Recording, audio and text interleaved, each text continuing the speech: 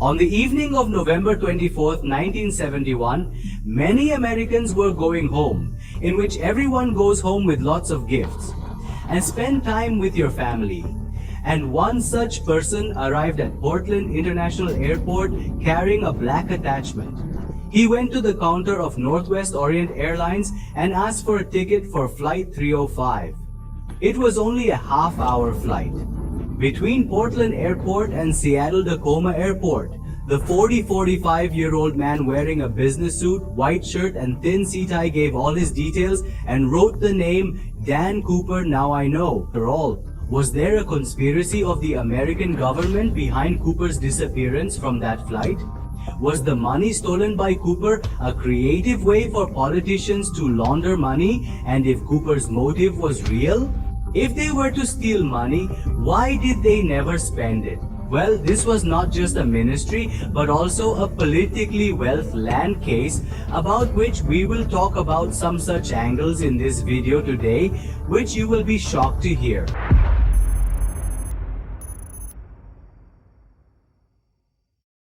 The man sitting in the ATV seat in the last row of the flight asked the flight attendant to ask for a bourbon and order a 7-Up, and the flight took off at about 2:50 p.m. at its scheduled time with 36 passengers and 6 flight crew. Shortly after takeoff, Cooper drank his drink. I gave a note to the flight attendant sitting in the back. Now, for those who don't know, let me tell you that there are jump seats behind the last passenger seat of the flight where the flight attendant or air hostess sits. Florence Scarfner, a flight attendant, took the note and tucked it into her purse without understanding the phone number of a lone businessman. Now, when Cooper saw this, he leaned towards Lawrence and said softly in his ear, "You should open that note because I have it now." There is a form. Now, when Florence opened the note, it was written in capital letters that I have a bomb in my briefcase and I want you to sit next to me. Florence sits next to Cooper and asks him to see the bomb. Dan opened the briefcase and Florence saw 4 red cylinders inside, which looked like dynamite and had a wire attached to the cylinders which was connected to a battery. Now this bomb was seen by Florence, which is a very crucible detail and loophole which we will talk about further. Now she knew that her flight had been hijacked, so now it was her turn to ask why brother was hijacked and what are the hijacker's demands.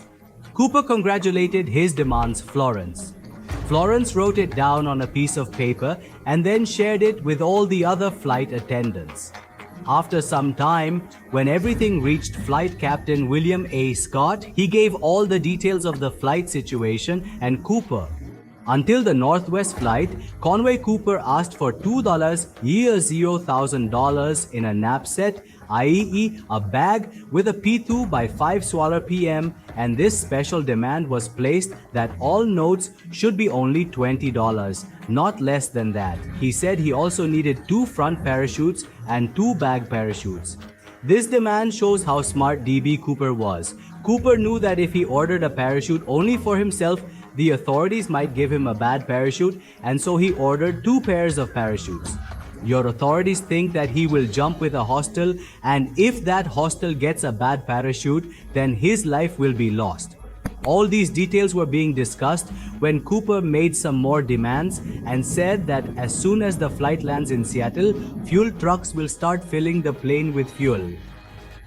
And all passengers will not disembark until the flight attendant brings the money inside the plane. He said that as soon as the money arrives, he will release all the passengers, after which the flight attendant will board the flight with a parachute. Donald Nairobi, then president of Northwest Oriental Airlines, agreed to pay $200,000 and all crew members were asked to cooperate with the hijacker. Now the flight finally landed and Cooper was handed a bag of 10,000 $20 bills, most of them with serial numbers starting with L.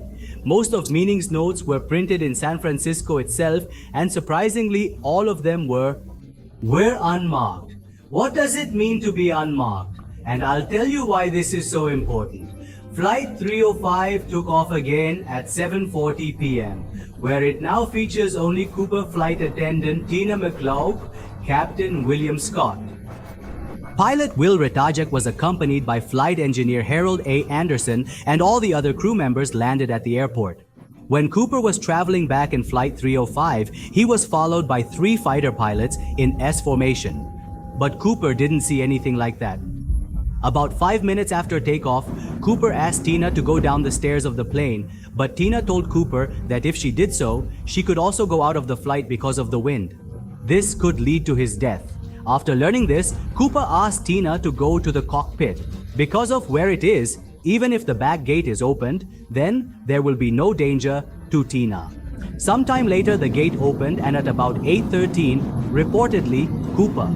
It landed at Reno Tahoe Airport at 11:02 p.m. The crew came out and started looking for Cooper. When they were fully convinced that Cooper was no longer on the flight, they informed the officials. The officials then inspected the entire flight. Evidence began to be found and became a mystery over DV for the next few decades. A man who hijacked a plane in broad daylight, then jumped from there under full surveillance and disappeared without anyone knowing. But friends, the question here is, have we ever been to Cooper? It was not known, or it was not allowed to run, and that is where the mystery comes in, about which no one talks to a friend.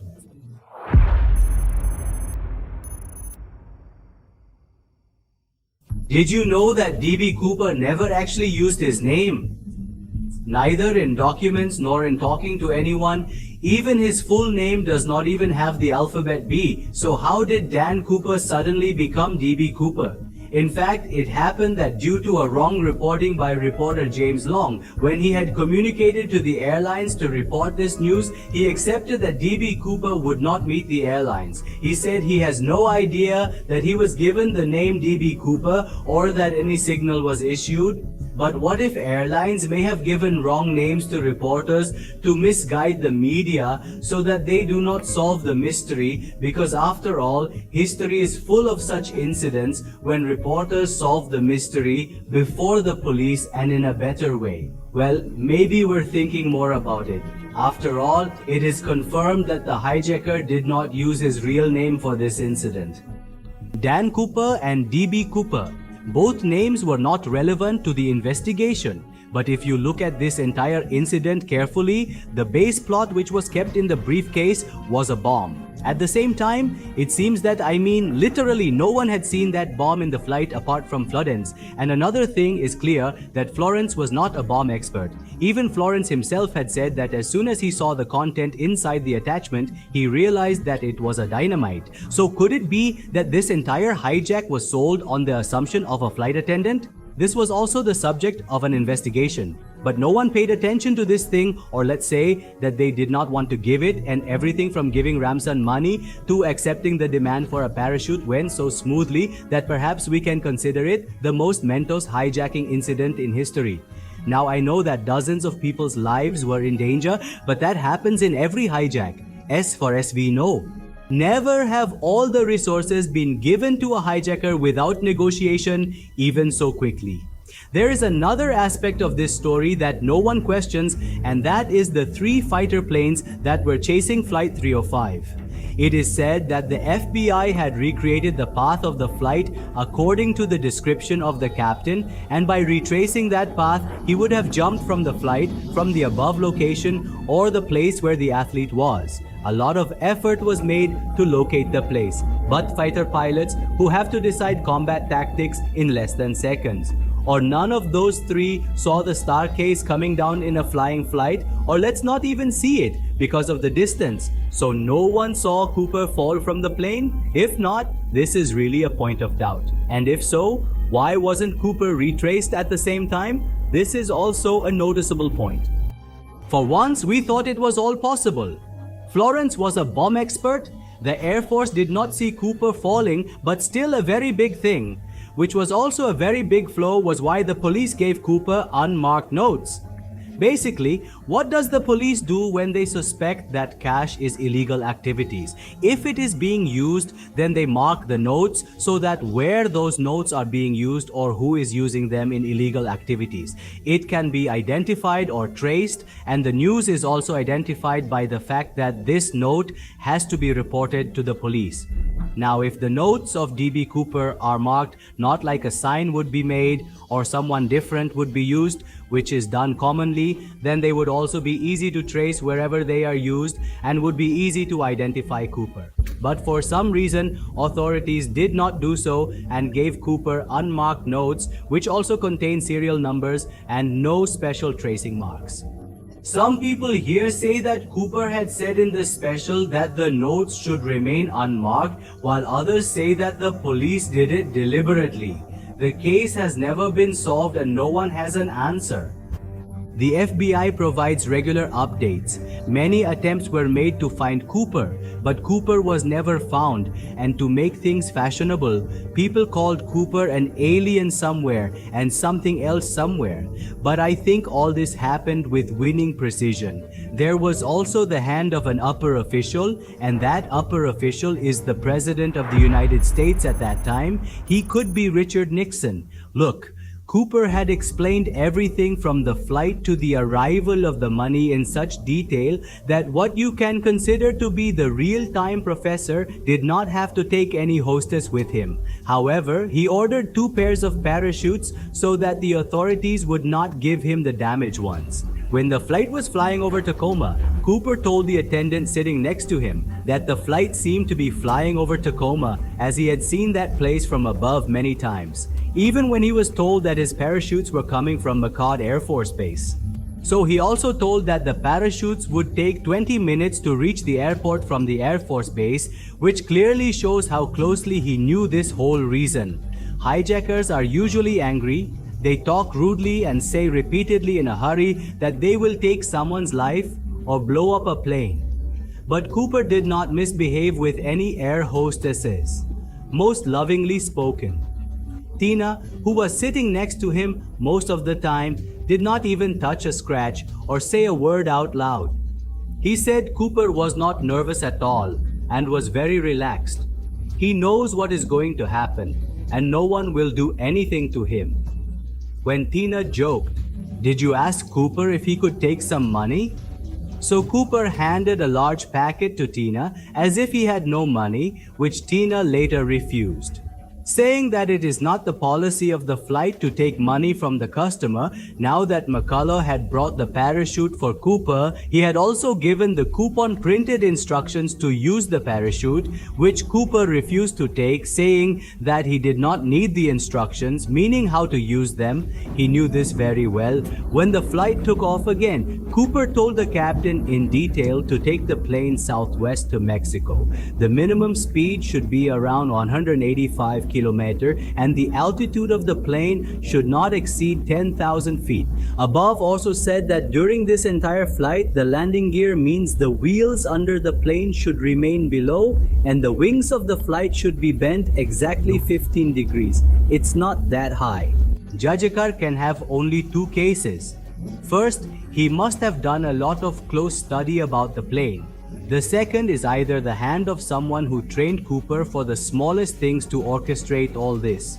And when we take these 2 cases into consideration, we come to 3 major names. Number 1, Kenneth Christian, Senate number 2, Donald Nairobi, and number 3, Richard Nixon.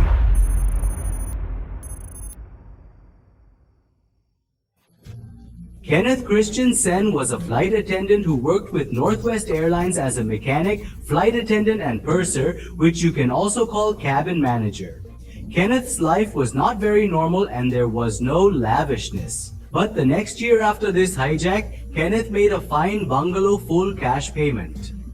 And the house was so beautiful that it was impossible to buy it on a flight attendant's salary. In addition, Kenneth's brother Lyle claims that when Kenneth was counting with his last mother-in-law in 1994, he told Lyle, "I have done something that you should know, but I did it to you. Can't tell." Now look, Cooper's precision perfectly explained that he was much more familiar than the flight. Because of G's, Kenneth comes at the top of the suspect list. Now another interesting thing about identifying Dane Cooper is that Kenneth was also wearing military pants. Because of this, neither bombing nor creating fake IDs must have been a difficult task for them, and this only deepens the suspicion against Kenneth. This is his photo from Kenneth Christian, and if you put Cooper's sketch next to the photo, many similarities are also seen, on which you must tell me your opinion by writing in the comment section below.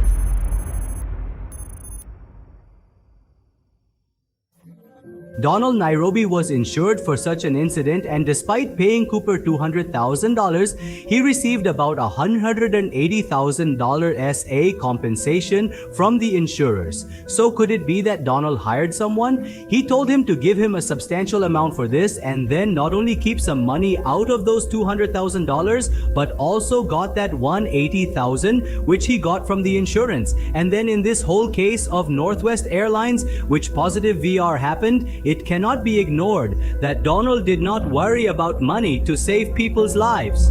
Without loss, Northwest Airlines dealt with such a big situation and deported everyone safely.